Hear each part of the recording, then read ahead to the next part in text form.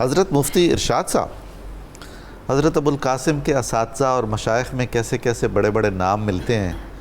آپ کی دینی اور روحانی عظمت، آپ کے مرشد کا مرتبہ اور مقام، اور پیر اور مرید میں جو تعلق خاطر ہے جانبین کا، ارشاد کیجیے۔ جی بہت شکریہ، آپ کا خوبصورت سوال ہے اور خوبصورت ابتدا کی پروفیسر صاحب نے۔ یقیناً جس ہستی کے ذکر خیر کے اندر اس وقت ہمیں سعادت نصیب ہو رہی ہے، حضرت ابوالقاسم امام قشیری رحمۃ اللہ تعالی علیہ، آپ ایک بہت بڑی ہستی ہیں، بہت بڑا نام ہے، بلکہ اگر یوں کہا جائے تو بے جا نہ ہوگا کہ آپ تصوف اور روحانیت کے باب میں ایک سند ہیں، بے شک، اور یقیناً اس قدر مستند مقام اور مرتبہ تک پہنچنے کے لیے جہاں اللہ رب العزت کی طرف سے ودیت کی گئی توفیقات، صلاحیتیں، ان کا عمل دخل ہے، آقا علیہ الصلوۃ والسلام کی برکات کا عمل دخل ہے، وہاں ان کی اپنی محنت، ان کا شوق، ان کا لگن وہ بھی ہمیں اس کے اندر کار فرما نظر آتا ہے، اور پھر اساتذہ کرام کی شفقت، محبت اور ان کی تعلیم اور تربیت کے وہ اثرات نظر آتے ہیں۔ تو یہ تمام اسباب مل کر ایک شخصیت کو تشکیل دیتے ہیں، اور پھر وہ شخصیت ایک ایسا روشن ستارہ بن جاتی ہے کہ جو نہ صرف اپنے زمانے کے لوگوں کو رہنمائی دیتے ہیں اور روشن اور منور کرتے ہیں، بلکہ ان کی کرنیں آج تک اور آنے والے زمانوں تک اسی طرح لوگوں کو اندھیرے میں سے روشنی اور اس ہدایت کا سامان فراہم کرتی رہیں گی۔ تو حضرت ابوالقاسم امام قشیری رحمۃ اللہ تعالی علیہ، جہاں تک تعلق ہے آپ کے اساتذہ کرام کا، قبلہ پروفیسر صاحب نے جیسا کہ بتایا، یہ بھی ایک خاص بات ہے کہ آپ کے والد گرامی کا انتقال ہو گیا جی، اور آپ کا بچپن تھا، تو ایسے میں آپ کا اتنی بڑی شخصیت بن جانا بالکل یہ ایک بہت بڑی بات ہے، جی، اور اس سے معلوم ہوتا ہے کہ آپ نے اپنے والد کا سایہ اٹھتے ہی ایک خود سے ایک ذمہ داری محسوس کی، اور ایک ذمہ دار شخصیت کے طور پر اپنے اس کردار کو نبھایا اور حصول علم کے اندر مصروف ہو گئے۔ آپ نے سب سے پہلے جن سے علم حاصل کیا، تو چونکہ علوم کی جو ابتدا ہوتی تھی وہ زبان و ادب سے ہوتی ہے، بالکل، آج بھی مدارس دینیہ کا سلیبس ہم دیکھیں تو ابتدا یہیں سے ہوتی ہے، علم الصرف ہے، علم النحو ہے، زبان اور ادب اور لغت کے علوم ہیں، فصاحت اور بلاغت کے علوم ہیں۔ تو آپ نے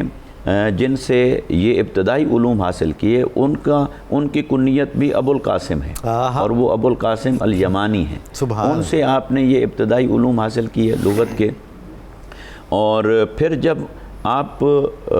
پہنچتے ہیں اپنے شیخ طریقت کی بارگاہ میں، تو وہ یقیناً شیخ تو بعد میں بنے، مگر جو ہی ان کی خدمت میں پہنچتے ہیں ان کی نگاہ انتخاب پڑ گئی، اور انہوں نے ان کے ماتھے کے اندر چمکتے ہوئے اس چراغ کو پہچان لیا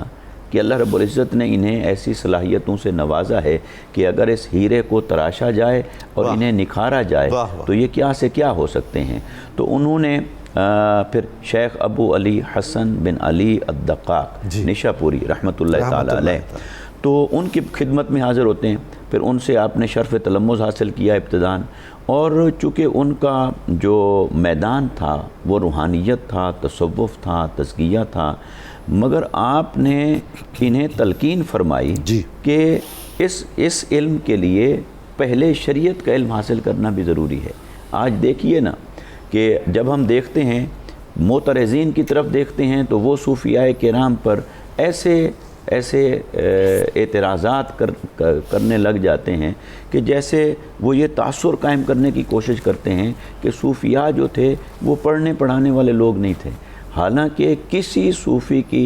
آپ سیرت کو پڑھیں، ان کی سوانح کو پڑھیں تو ہمیں نظر آتا ہے وہ اپنے دور کے عظیم مفسر بھی تھے، محدث بھی تھے، فقیہ بھی تھے، اور علوم کے اوپر بڑی دسترس رکھنے والے تھے، لیکن یہ کہ جو ان تمام علوم ظاہری کا جو کرکس ہوتا ہے وہ چونکہ تصوف میں ہے، اور جب وہ اس کو حاصل کر لیتے ہیں تو وہی ان کی پہچان بن جاتا ہے، اور وہ ان کی شخصیت کا ایک غالب پہلو بن جاتا ہے، تو اس غالب پہلو کی وجہ سے وہ باقی علوم پھر اس کے اندر چھپ جاتے ہیں۔ حالانکہ ایسا نہیں ہے کہ بھی وہ ان علوم سے بے بہرہ ہوتے ہیں، تو لہٰذا یہ جتنے صوفیات تھے یہ صاحبان علم تھے۔ تو آپ کے شیخ نے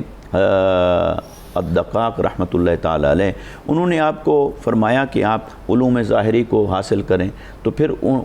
आप उलूम ज़ाहिरी की तलाश में लग जाते हैं। हत्ता कि आप हज़रत अबू बकर मोहम्मद बिन अबू बकर तूसी, वो अपने ज़माने के मारूफ़ इमाम गुज़रे, फिर उनकी खिदमत में हाज़िर होते हैं, फिर फ़िक़्ह का इल्म उनसे हासिल करते हैं, और फिर उनके विसाल मुबारक के बाद फिर इमाम अबू बकर इब्न फ़ोरक उनकी बारगाह में पहुँचते हैं, फिर उनसे आप उसूल का इल्म हासिल करते हैं। उसूल में उसूल फ़िक़्ह भी है, उसूल तफ़सीर भी है, तो उसूल का इल्म हासिल करते हैं और साथ फ़िक़्ह का इल्म भी हासिल करते हैं, और फिर आप हज़रत इमाम अबू इसहाक़ इसफ़राइनी रहमतुल्लाह अलैह उनकी खिदमत में पहुँचते हैं, और उनसे आप बहुत सारे उलूम बैक वक्त हासिल करते हैं। और वहाँ का एक वाक़या इख्तिसार से अर्ज़ करता हूँ कि वो वहाँ पहुँचते हैं तो आप समात करते जाते हैं, वो बयान करते जाते हैं। आपने एक दिन देखा, 2 दिन देखा, फिर उन्होंने चाहा कि मैं इनकी तवज्जो कराऊं कि इल्म को तो ज़ब्त करना चाहिए, तो उन्होंने थोड़ा सा इशारा किया, तो आपने उनको वो सारे असबाक सुना दिए